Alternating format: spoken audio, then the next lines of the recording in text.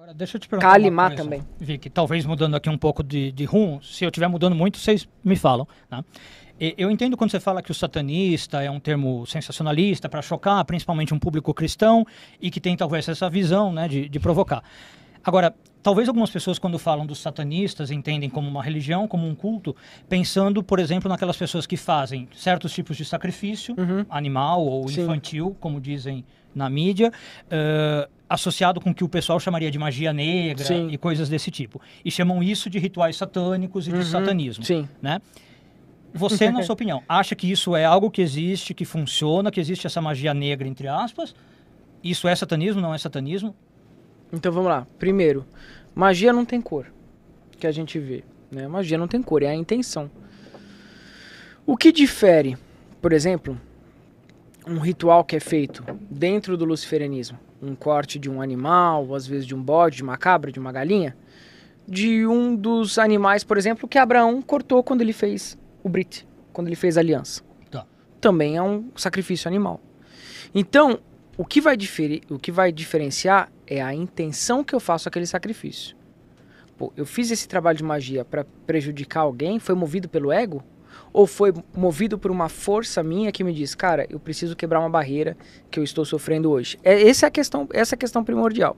Porque se a gente for falar de sacrifício animal, e aí ele bem sabe, já no livro de Bereshit, já acontece o primeiro sacrifício, em Gênesis, que é Abraham, ele vai fazer um corte de uma rolinha, um cordeiro, um carneiro E uma vaca. e uma vaca. Antes disso, Que tem a ver com a Sefirot, não inclusive. é quando sai da arca também. Mas aí, pera, o fato de Deus pedir para Abraão, para você não muda nada. É a intenção. É a intenção. O que eu penso sobre a questão do sacrifício animal é a intenção. Tá. E claro, ninguém vai matar um animal num ritual só por conta também da magia. A gente pelo menos tem uma ética lá na nossa casa, no nosso templo, fez um trabalho de magia, pega-se o animal, doa-se o sangue lá no ritual de magia e a carne vai alimentar a família carente. A gente tem essa obra filantrópica no templo. Tá. Inclusive tem fila, porque o pessoal pede e tem muita gente com fome, a gente sabe que a realidade não está tão boa assim, então a gente faz as doações de todos os animais que são cortados em rituais, sabe, de dinheiro, às vezes de ritual de amor, a gente cede esse alimento para as famílias carentes. Mas para mim a magia, o sacrifício animal é isso. Tá. Agora, sacrifício de crianças, coisas, isso é mainstream, isso é Hollywood. Isso a gente não pratica, porque a criança para nós... Você não pratica, mas... Você- Mas tem gente que pratica. Tem gente que O microfone até caiu aqui. Vou até arrumar. Mas tem gente que pratica. Tem. Tá. Tem. E aí, isso... E eu me posiciono contra. Ok. Não, Porque Mas é satanista isso pra você? Ou você não isso chama? não é satanista. Ok. Isso é... isso é crime. Isso é crime. Ah, bom, não, isso sem dúvida, né? Porque, por exemplo, o Anton Sensor Lavey, que foi o precursor do satanismo, ele nem matava animais, né? Ele nem fazia abate religioso. E as crianças, ele tinha filhos, e ele era um cara que mais idolatrava crianças. Era um cara que amava as crianças. É muito comum o luciferiano, o satanista, amar, inclusive, as crianças. Porque a criança é o símbolo máximo de uma pessoa que não foi lapidada ainda pelos conceitos conservadores. Tá caindo aí o Não, eu vou arrumar. microfone? Pode falar, pode falar. Aí. Acho que depois da minha pergunta o microfone ficou... O microfone broxou. Mas tem aí, existe. É preciso tomar muito cuidado, porque existem templos, existem lugares onde é feito o sacrifício humano, Obrigado. tá?